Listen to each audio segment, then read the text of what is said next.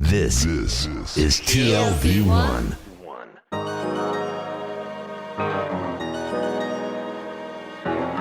The Tel Aviv Review.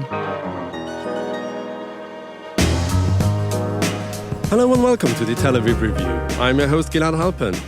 And I'm your co-host Dalia Shenlin. If you like us, please consider becoming a Patreon supporter by going to our website. That's tlv1.fm/Tel Aviv Review. Scroll down to the bottom and click the big red button that says Patreon. We're counting on you, and every little helps. Every week, Dalia and I bring you interviews with authors of books, researchers, and authors of other things that we find interesting. This episode is sponsored by the German government. Germany is now holding the EU presidency for the second half of 2020. And as our listeners know, the Tel Aviv Review is holding a special series examining the EU, Germany, Israel, and the Middle East with their generous support. And our guest today has an unusual background. Ksenia Svetlova is a longtime journalist, analyst, and expert in Middle Eastern affairs. She's an expert on so many things. We'll try to list some of them, an expert on radical Islam and modern Egypt. She's a senior research fellow at the Institute for Policy and Strategy at the Interdisciplinary Center in Herzliya. She's a senior policy fellow at Mitvim, the Israel Institute for Regional Foreign Policies. Ksenia also served as a member of the 20th Knesset in Israel for the Zionist Union Party, led by the Labor Party. She was a member of the Defense and Foreign Affairs Committee and on the Aliyah and Absorption Committee. She herself immigrated to Israel from the former Soviet Union as a teenager. We will be discussing her brand new book, published in Hebrew, called Reporting the Middle East on High Heels, published by Pardes Press in 2020. It's a chronicle of her extraordinary adventures as an Israeli journalist with a Russian passport, covering parts of the Middle East that most Israelis will never go to. Ksenia, welcome to the show. Hi, guys. Good to be here. Thanks for having me. Thanks for coming. I want to start by asking you about how you got into becoming an Israeli journalist covering the Middle East. That journey itself I found to be interesting and symbolic. And I want to understand, how did you get to know so much about the rest of the Middle East and learn Arabic during your studies before you became a journalist?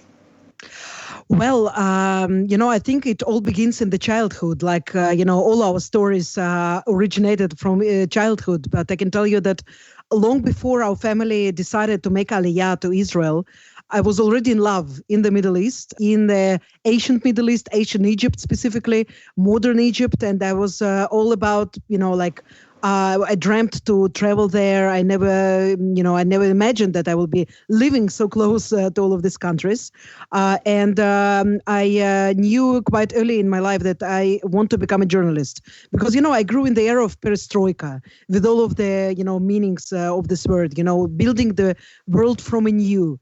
And the journalists were our heroes, so it was completely being fascinating with this, people that just discovered every day a new layer of something of the, Soviet history with all of the wounds, that never healed and everything else, So I was infatuated with journalism and with the Middle East. So in Israel, after high school, I decided that I will study Middle Eastern studies. Arabic language, because, I thought it figures. We live so close to many Arab countries. We do not live in proximity to, France or England or Spain, so I think it's most natural to study Arabic. And I think every Israeli should know it. But then why would it be that some people discouraged you? Why is it that was such an unusual choice in Israel? Well, yes, I think it's all because of the stereotypes and the social stigmas. I was actually approached, by a woman who was supposed to register me to Middle Eastern studies. And she asked me, so you want to study Arabic? It's like, yes, I want to study Middle Eastern studies and Arabic. So why don't you study a normal language? I'm like, normal language? What does that really mean? I don't understand, because any language is normal and every language is beautiful. And I think that because of, the stereotype of, the Russian girl, she should be good in math. I suck in math. It's a big secret that I keep away from my girls because I want for them to be, at least somebody in the family has to be good in math. But I suck in math and I love history and languages, So I don't know. I think it was the best choice that I made in my life, deciding to study about the region where we, Israelis, we are a part of the Middle East, for better or for worse, but we are not part of Europe or US, although some of the Israelis, sometimes it seems to me that they're a little bit confused about that. And in between, actually, in our annual report, some of them answer to the question of, is Israel part of the Middle East? So many of them answer no, that Israel is a part of the Mediterranean or even part of Europe, but not of the Middle East. Do you think, Ksenia, that your experience as an immigrant had anything to do with it? Was it your way of assuming your Israeliness in a way? You're saying, I'm Israeli now, I'm part of the Middle East. I mean, for many people, immigration is a formative experience. To what extent did it contribute to this decision or career path of yours? Well, yes, it's an interesting question, although it seems to me that if I, would stay and if my family would stay in Moscow, I would be choosing exactly the same career, because I already knew that I want to be a journalist. I already knew that I want to be somehow engaged with the Middle East. So, I remember looking at the map, actually, while back in Moscow, I was looking at the map and I see a tiny dot, which is Israel. And I see really, it's an ocean of Arab countries, Arab cultures around it, So I think, this is how we, the Israelis, should also, look at ourselves, as part of the region, integral part of this region, and I'm not sure that, the background has anything to do with it because, actually the Russians are very good with Arabic and all of the Russian ambassadors that I interviewed abroad in the Arab countries, they spoke excellent Arabic, both Fusha, the literature, classic Arabic, but also the Ammiya, the different dialects, whether it's the Lebanese dialect or I interviewed the Russian ambassador in Libya and he spoke beautiful, Libyan Arabic. So, I think, that's, of course, immigration, affects everything, So I developed my career in Russian media, in Russian language media, not in, Russian sponsored state media. Yeah, no, not that. But in the Israeli TV channel, but still it was, the Russian language channel. So in a way, it is immigrant career, So although I never felt that I'm obliged, to only, continue there. But as a matter of fact, I think that for the most part of my life, yes, I worked in the Russian language media and not in the Hebrew in the language media. Following on Gilad's question, it raises an interesting point in my mind, which is that, most Israelis, when they look at the map and see that Israel is tiny and they're surrounded by Arab states, they think, oh, what a terrible threat. I'm afraid of it. Or like you said, people in the survey that Mitvim has done say we're not part of that. Maybe it's precisely because of the background that you said and the attitude, openness to Arabic language and culture among Russians who are interested, that you were able to avoid, the general attitude of people who grow up in Israel of viewing the entire Middle East as one big threat that they don't want to deal with. Do you think that could be that if it's a counterfactual, that if you had not grown up abroad, you might have seen the Middle East that way too and not been so interested? This is very possible, so because we do not know what would be, what would happen if I, grew up here or, if I had stayed in Moscow. But the fact is, yes, I grew up in a very cosmopolitan atmosphere. I was born and raised in Moscow. And I remember that in our house, we had, I think, representatives of every nationality that comprised, the Soviet Union. We had Uzbeks and Belarusians, and Jews, of course, and Russians and Ukrainians and everybody. And you know what? At that time, it was, I was born in 1977, so I grew up, during the 1980s in Moscow. I believe it was shameful to, discuss, to be proud, that you belong to some nationality. So you can be proud because you did something for your people, because you became someone, but not only because, okay, you were born in Latvia and therefore you are proud to be Latvian. You were born, in Uzbeki, so you're proud that you're Uzbeki. Okay, so this is natural, but what did you do, for your people that you are so proud? What accomplishments did you achieve? So I think that this kind of background, it influenced me a lot. When I came to Israel, I studied for 3 years of high school years. I studied in a religious ulpana for girls, which is has quite a settler, background, and it was quite far on the right scale of the map, and still it did not discourage me from pursuing my dream, to also be engaged with the Middle East, and also to become a journalist. This is what I did after the school. So not everybody was very happy, obviously, but I thought that this is my life. These are my choices. And this dream of yours, when you became a journalist, and as you said, you started working for the Russian language in media in Israel. Did you seek to pass it on to your audience? I mean, how do you understand your audience of Russian speakers in Israel? Are they very different from the Hebrew-speaking Israeli audience? Is there just a language difference, or is it more than that? With relation to the Middle East and understanding our role and our position within the region? Well, I believe that the Russian-speaking audience in Israel, it's hungry for knowledge about the region. And in all of my 13 years of my work in the Channel 9, I was always given a lot of space. And this is, of course, thanks to the editorial members and the owners.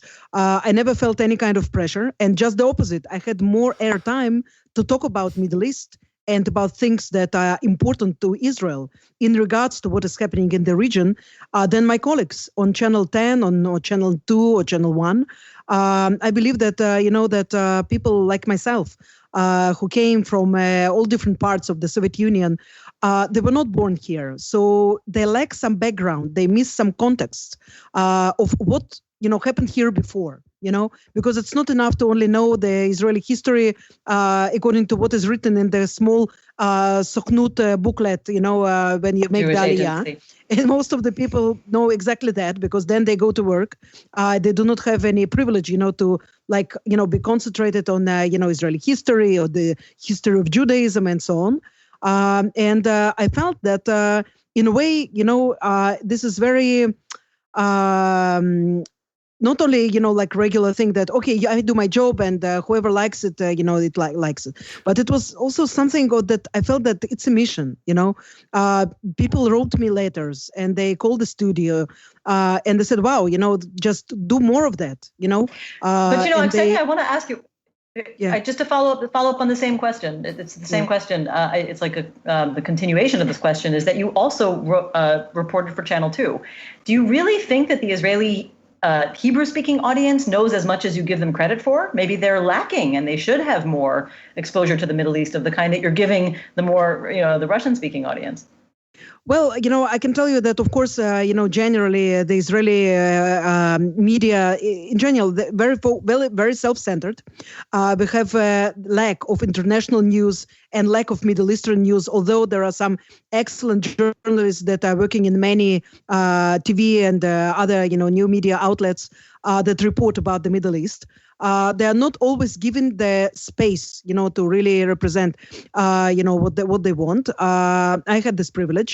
I do believe that, at least into regards to what happens with the relations with the Palestinians, people who came here in the 91, they never experienced, anything else but the Intifada, blowing of, buses, blood that is streaming on Ben Yehuda Street in Jerusalem. They did not experience, some, tense, but still kind of more peaceful relations with the Palestinians during the, 70s, 80s, before the first Intifada.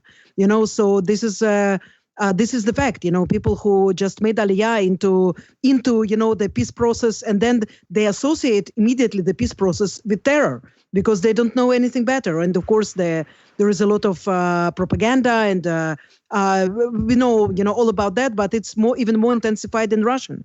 And I can tell you that even today, I have my YouTube channel in Russian, and I sometimes, makes these recordings about Middle Eastern leaders and a little bit about Middle Eastern history when I have time. And I have most fascinating, comments on these videos. People just tell me, Russian Israelis, they're writing to me, we wish to know more. We would like to know more about these things. Please tell us more, and I'm saying, okay, my channel is not the only channel. There are many others, but definitely there is this craving for knowledge. knowledge. Yeah, I do not know if there is similar craving for knowledge in the Hebrew native audience, because it seems to me that sometimes people who were born here, they say, "Oh, we know everything. Okay, this is fine." Yeah. We were I never born heard here. an Israeli We know say everything. that. No, but Ksenia, punditry is one thing, giving them context and the kind of background they come with. I'm more curious about your reportage. So when you actually go out and do and collect the information. For example, you interviewed Yasser Arafat in 2003, and that's one of the chapters in your book.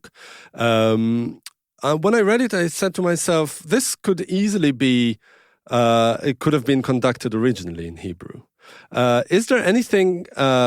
Of course, it was in Arabic, but for a Hebrew outlet rather than a Russian one, is there anything that you would have done differently if it had been directly for an Israeli outlet, a Hebrew outlet rather than a Russian one? No, the question is no, because, I did some reporting for Channel 2. I do right now a column about Middle East for Zman Israel, the Times of Israel in Hebrew.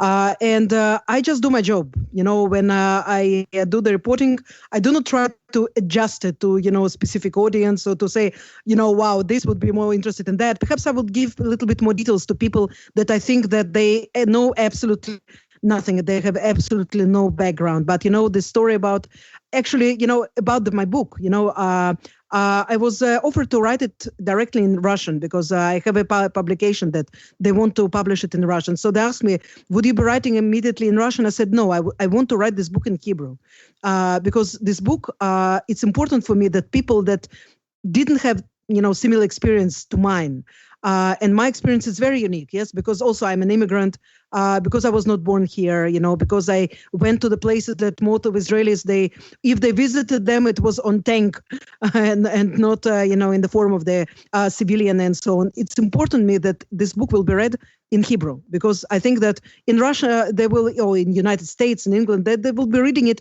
as, interesting anecdotes, interesting view on the Middle East. But here, for the people who live here, it's important for them to understand this is our neighborhood. This is the people who are living here. This is how they live. Yes, this experience, it's extraordinary. And not because of the, this military so-called experience in it. Yes, I covered wars, I covered revolutions. But I think that the most interesting things, it's reporting the life itself. What is happening next to our door. What kind of music people are listening to, how they're getting married. So the story from the Lebanese Palestinian refugee camp in El Khilwe, I saw a little girl that was standing and just staring at the bridal shop. Everything is dark, everything is, it's raining, and the weather is horrible, and it's all mud. It's all muddy there, and suddenly you have this kind of shining bridal shop, and she was just mesmerized. She was standing there and looking at this shop like, okay, this girl was not thinking like, I hate Israelis, I hate Israel, I hate Jews, or maybe she does, because she was taught it, but she was absolutely concentrated on her life, her perspective. I didn't know what she was thinking. I wrote this in the story. Maybe she was fantasizing about wedding, or maybe she was, fearful about the wedding. I don't know. But in any case, these are the lives that people are living there. It's not only all about us. Well, I'd like to ask you specifically about that. I mean, there's so much to cover. You cover so much ground in the Middle East and in the book. I mean, starting with the issue of the refugee camp, which you raised, that must have given you a view of Palestinian refugees in Lebanon that most Israelis, again, will never see. Did any of this, interviewing Yasser Arafat, interviewing Sheikh Ahmed Yassin of Hamas before he was assassinated, and going to the refugee camps, did that change your political perspective on the Israeli-Palestinian conflict? Well, it seems to me that my political perspective had changed even before that. It happened during my studies in the Hebrew University, because as I told you, I since day one, I think we made Aliyah. It was mid-August, and by September 1st, I was already enrolled to this religious school in Jerusalem. So, my school had actually bused us to demonstrations against, Yitzhak Rabin, and so on, in the 90s. So I had kind of, hawkish view on everything that is happening. I didn't hate anybody because it's not in my genes, So, okay, I think that everything belongs to us, but no, I do not hate Arabs per se because, I cannot make this generalization, even if as a right-wing person. And many right-wing Israelis would certainly identify with myself because they do not hate, they feel, in a different way about what should be done, and so on. But I think it was maybe a second or third year of studies when I studied the Middle Eastern history in Hebrew U. It's an excellent faculty. I think it's one of the best here actually in Israel. It was in any case back then in the 90s. There were a lot of intellectual discussions. It was eye-opening experience. Every lecture was an eye-opening experience because I was sitting, they're telling the history in a different way, just the opposite from what I was told, when I was going to school. So what about, the history of Islam in this land? What about the history of the Palestinian Arabs? What about, the conquerors and the Crusades and everything else that happened here? We had none of that, So I think my perspective started to change then. And definitely in the first years of covering the Intifada, covering the other side, which was excruciatingly difficult because, during the terror attacks, the second Intifada, I was living in Jerusalem.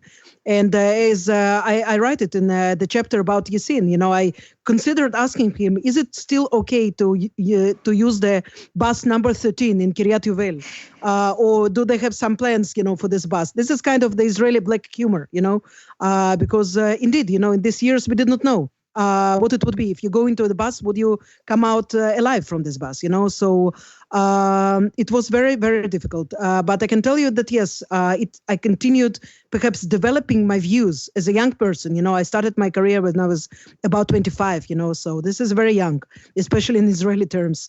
And I felt that, yes, this added experience, this everything, it shapes me. It shapes me as a person. But I think the beginning was in the university.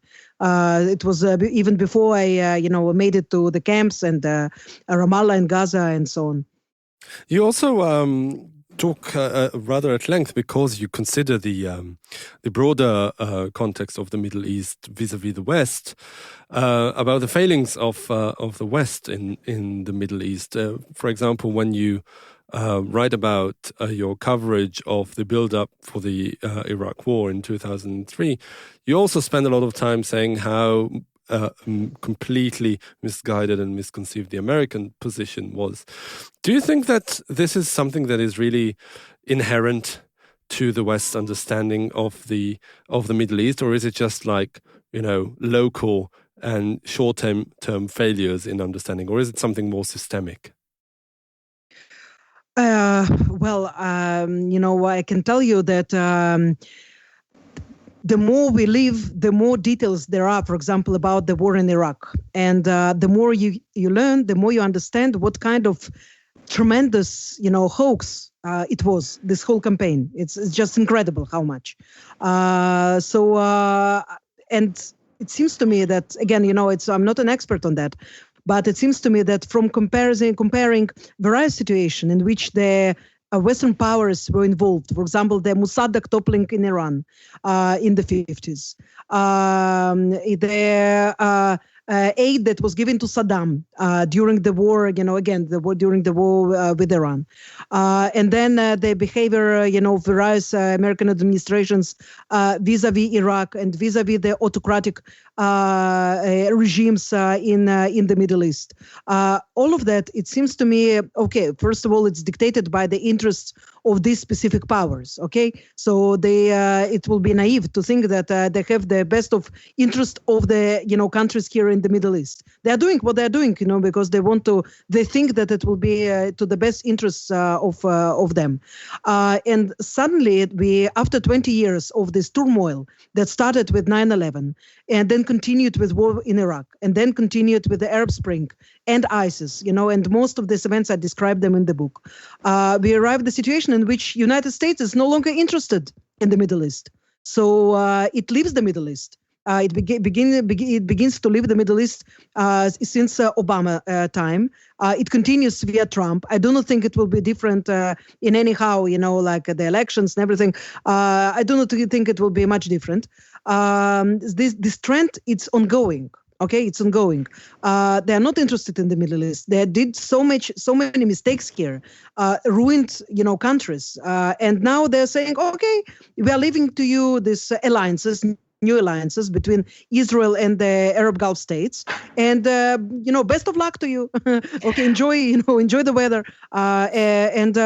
Yes, and we are here to basically manage our lives. I think it's an excellent lesson to everybody that needs to understand that people in the Middle East should rule their own lives. They should be in charge of their own lives, their own alliances, and their own preferences. Yes, because we should do what is best for us. And if right now, some American administration is more interested or less interested in the Palestinian, for example, the solving of the Palestinian conflict, I think it's up to us, the Israeli, to say, yes, we are interested. We are living side by side to the Palestinians. You were not able to do a very good job during the last, some 25, almost 30 years. So it's up to us. I think. Okay, but before we get too into the Israeli-Palestinian issue, I want to keep on the broader Middle East topic, because that's really one of such a rich part of your book is being able to have access to all these other parts as a person with a Russian passport. And I want to go back to Iraq mainly because it's a time capsule in your book. You start reporting in the book in 2003, and here we are, 17 years later. And one of the things you said then ties into the earlier part of your answer, which is that you had this little tiny experience that made you think, the Cold War is not really over when you're embedded with the U.S. forces and, an American army official says, oh, I don't want you in the briefings because, she's a Russian journalist and the Cold War isn't over. And apropos what the point you were making about America, slowly kind of with pulling out of the Middle East, how is that cold tension, let's put it, I don't want to call it Cold War, but how is the West/Russia relationship now playing out in the Middle East in light of the last 20 years? So I think this development was quite inevitable because at some point U.S. Lost its kind of doctrine. Okay, it doesn't have any doctrine now in regards to the Middle East, except for the part that the presence here should be minimal, and that as much forces as they can should be pulled out. But rather than that, in the 70s, we knew exactly what does the U.S. wants in the Middle East. Okay, there was this doctrine. And in the 2000s, after, the 9/11, after the war in Iraq, suddenly you felt, that there was a chaos, there was a mess. If you have a mess, then some other powers will, try their luck.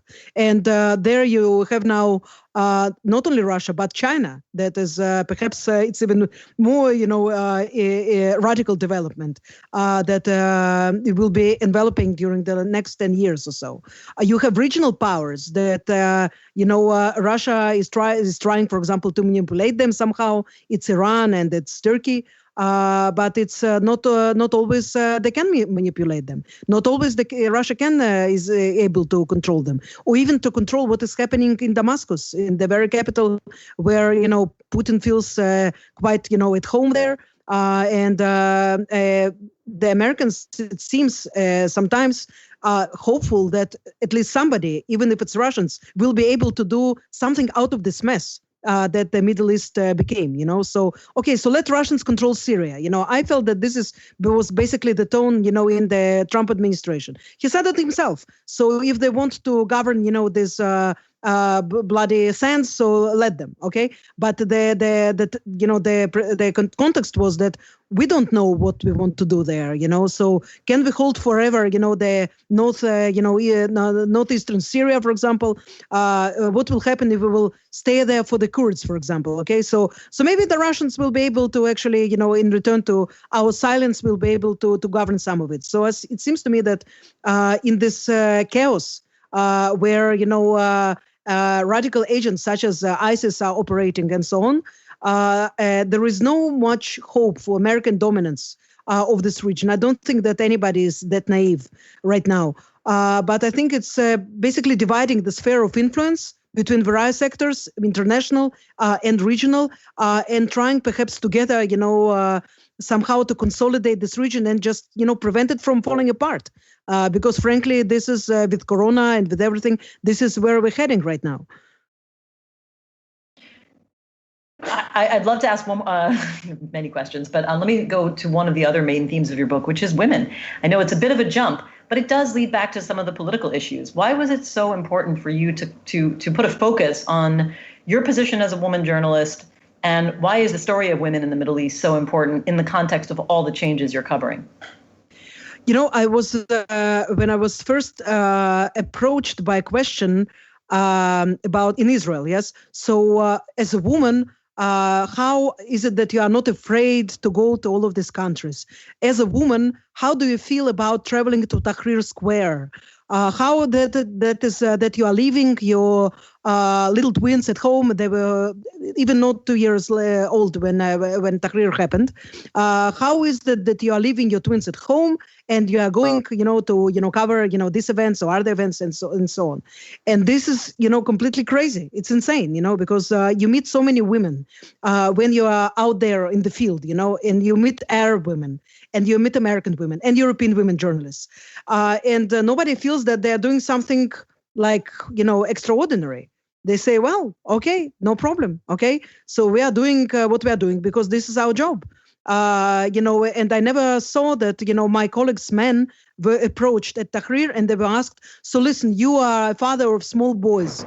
How is that you are leaving, them at home and you are traveling and leaving your wife and your family and they are traveling? It was like natural that men, this is what they should be doing. And as a woman, I supposed to at least stay in the studio and keep myself safe, because I have a family. But Ksenia, the title of your book, it's reporting from the Middle East on high heels. It seems like almost you're assuming your role, you're reclaiming your femininity in this very masculine world, not just among your colleagues, but also the object of your coverage, right? The Arab world is, run by men still, all of them. How did this? I mean, do you feel and also, you write in the book that it's not just a metaphor, that you actually do feel safe and in control when you wear high heels, and which is something that you did throughout your travels in the Middle East. How does your outspoken femininity on all these terms, how did it contribute to your journalistic work, do you think? Well, I've never been a man, so I really do not know how, it would play out differently if, I would not be a woman and not on high heels. High heels, but still, you chose to wear high heels. I mean, it was a conscious decision. Actually, Can I focus the question just a little bit? I want to ask how it influences the kinds of stories you look for. Yeah. So first of all, about high heels. First of all, I love high heels. I feel very comfortable in high heels because I am not a very tall person. So maybe, it was like kind of a need of, standing a little bit taller, So, but anyhow, I feel comfortable on them. And I do believe as feminists that women should be wearing whatever she's comfortable with. This is the way that, she should be looking. She should be choosing for herself. Yeah. Okay. So if it's high heels, then it's high heels. If it's jeans and I don't know, like a plaid shirt, then this is what it is.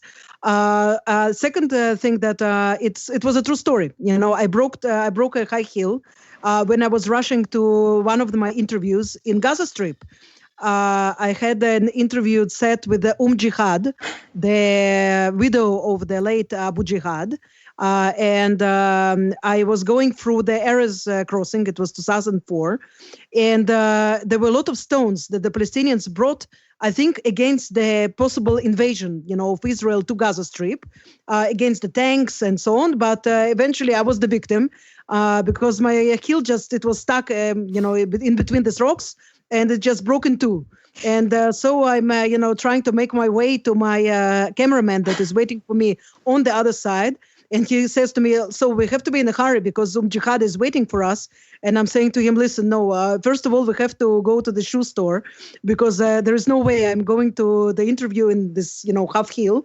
And she's a woman. She will understand me for sure, So he was very much amused at that, but said immediately, yes, no problem, because yes, we are going there.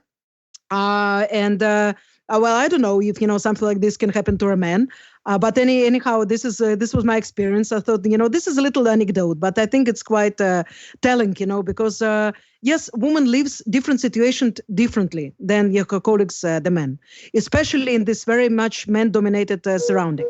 Sometimes it's something that doesn't play to our advantage, because, for example, I was not able to go to the men's part of the mosque to cover the story about the child prophet in Gaza. There was this story about child prophet in 2006, and he memorized the whole of Quran, and he was giving sermons, and he was, I think, maybe 11 or something like this. So it was very interesting. But I gained the women's stories because I was sitting in the women's part, and I was just, eavesdropping on them because I speak Arabic. They didn't think that I understand Arabic. It was just fascinating. This women was centered about, they were talking about, how to marry the older son. He doesn't want to get married, and how to, make enough money to send all the children to school, and about the groceries and about their lives and complaining about their husband. And this little boy, he's there on the men's part, and he's giving the sermon, and the men are so serious, and the women out there, they are unseen, so nobody's except of me is interested in them, I have a little bit opening to their world. I want to ask you also about how that played out. It seems to me like not only in Gaza, but in Tunisia, for example, when you're covering, the changes there, you identify the different position of women and the more, liberal position they have, or liberal, fewer religious constraints on women as associated with their somewhat more successful path towards democratization. Do you think you had particular insight on that also as a woman journalist? Yes. Well, first of all, as a woman, I feel comfortable interviewing women. But it's very difficult because still, women in the Middle East don't want to be on camera. Since most of my life, I worked as a TV journalist. So it's a special challenge because you're going with a camera there and you have to interview them on camera. So, this is something that is, for some it's frightening. And I always had a problem to find women interviews even I would say, in West Bank, for example, in Hebron. A couple of stories, I only have men there, as talking heads because no woman was willing, to come. They were willing to just, chat with me, but not to go on camera. In Tunisia, they were just struggling for the mic. They were saying, give me the mic. I want to tell you something. And some of them were with hijab, the women that they participated in the political demonstration for the sake of Ennahda, the Muslim, the traditional party, part of the Muslim Brotherhood, of course. And some of them were secular. But in any case, I felt that, first of all, it's very easy for me to identify with them, but also for them to identify, with me. And it was some kind of a sisterhood, it was very special. I think Tunisia, generally, it's a very special country. They are the closest to democracy from all of the countries here in the Middle East. And it's a shame that specifically with Tunisia, Israel, there is not only, no rapprochement, but just the other way, I think there is this gap that is just going deeper and deeper. I think that Israel should seek closeness and proximity to countries with a similar political system. It should at least try, because it will be always, it will be always easy, I think, to find a common language with, those who resemble us a little bit. Which is, Ksenia, perhaps a nice segue into my next question, which is about your political career. You spoke earlier about your mission as a journalist to educate, perhaps, or to broaden the horizons of your audience and give them more context and more knowledge. Was it the same instinct that drove you into politics? No, I think it was different. It was a different instinct. I think it was a survival instinct because I don't know if you hear, but this is the small baby, Mia. is screaming from downstairs. It might be so that you will hear some of that because my husband is already in the end of his capacities. It's okay. We have one more question after this, yes, and then we'll finish. yes. Yeah, one more question. Yeah, no problem. But no, there's no problem. Yeah, but I'm just saying that even if I'm on the second floor, you might still hear some of that. She's speaking her mind. She's a strong girl. So I think for the politics, it was soon after the war in Gaza in 2014, which I think it was a breaking point and turning point for many Israelis. For example, I know Israelis, both native Israelis who were born here and both Olim, they decided to leave Israel after the war in Gaza because they felt that there is no hope. Some of them served in Miluim for 50 days and then received nothing from the state. Some of them with their small children in the shelters in Ashkelon, fearing for their lives and understanding that this is an ongoing story. There is no ending there, so there must be some, a ceasefire here, something else, but eventually there is no outcome, from this war.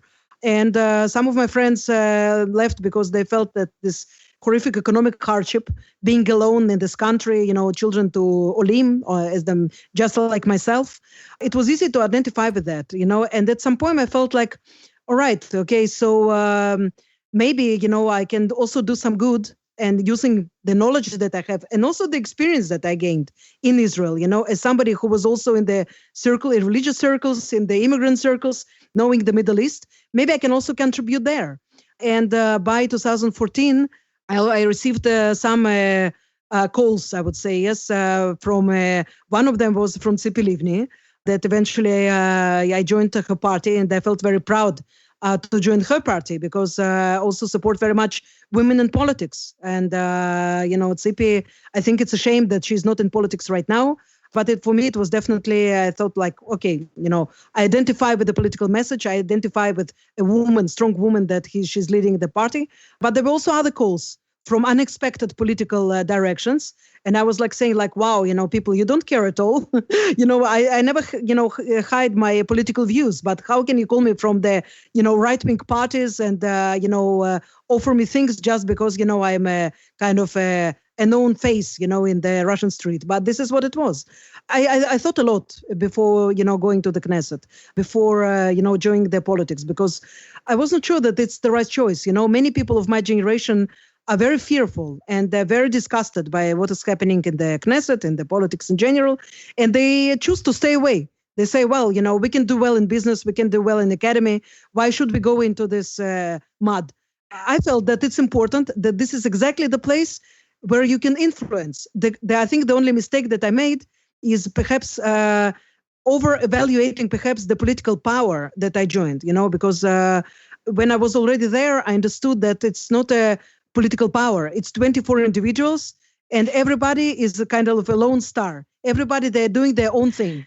24. Those were the days for the Labor Party, huh? Oh my God. Yeah. Yes. I want to go back.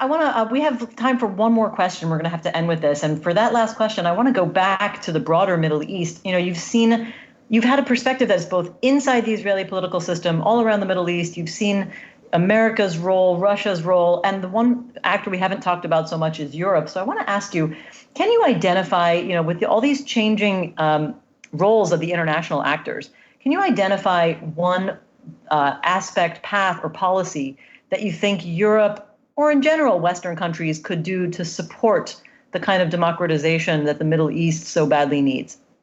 Well, I think that it's a shame that in the last decade at least, it seems to me that Europe had stayed away from the many processes that are happening here in the Middle East. And although I know that many European foundations are deeply involved and they are supporting young people and they are supporting women and so on, but at the same time, it feels like Europe has also lost, I don't know, kind of perspective of, how does it view the Middle East, what it would like to happen in the Middle East, what should be done in order to facilitate it. I think that Macron is actually trying his best in order to rearrange somehow things in the Lebanon, or at least help the Lebanese a little bit to rise, from the ashes that they are there right now. But in general, it seems to me that, I've been listening to European politicians talking about what they would do if there would be, for example, annexation. And I heard hesitance, There was no decisive kind of voice that says, this is unacceptable. We will not accept it. The consequences will be very grave, also economical, also political. So it's better for you not to do it, So I feel that Europe needs to be a little bit more assertive, a little bit more, saying the things as they are. Sometimes Israel doesn't like to hear it. But it doesn't mean that there are no Israelis that are attentive. They are not attentive here. There are some of the people they want to hear from Europe. They want to have closer ties with Europe. And I think that Europe has to, promote itself better a little bit, to explain to the Israelis, that what is it that it really wants to achieve here in the region, specifically between Israelis and Palestinians. I wish there would be a wider role for Europe, because again, I believe in having close ties with countries with whom we have similar, democratic system. I think this is not just the tactical alliance, but this is deep ideological alliance that we can develop. And it's a shame that our relations right now are not as powerful as they could be.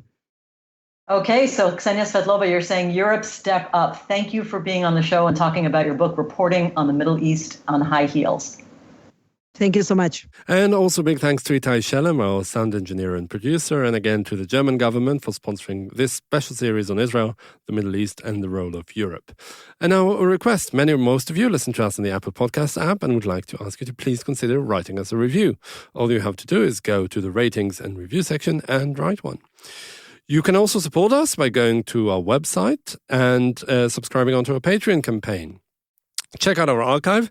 It has more than 600 interviews. And if you like what we do here, you can also like us on Facebook. Our page is called the Tel Aviv Review Podcast, Ideas from Israel. And, of course, follow Dalia and me on Twitter. Join us again next week for another edition of the Tel Aviv Review. And until then, from Dalia and from me, goodbye.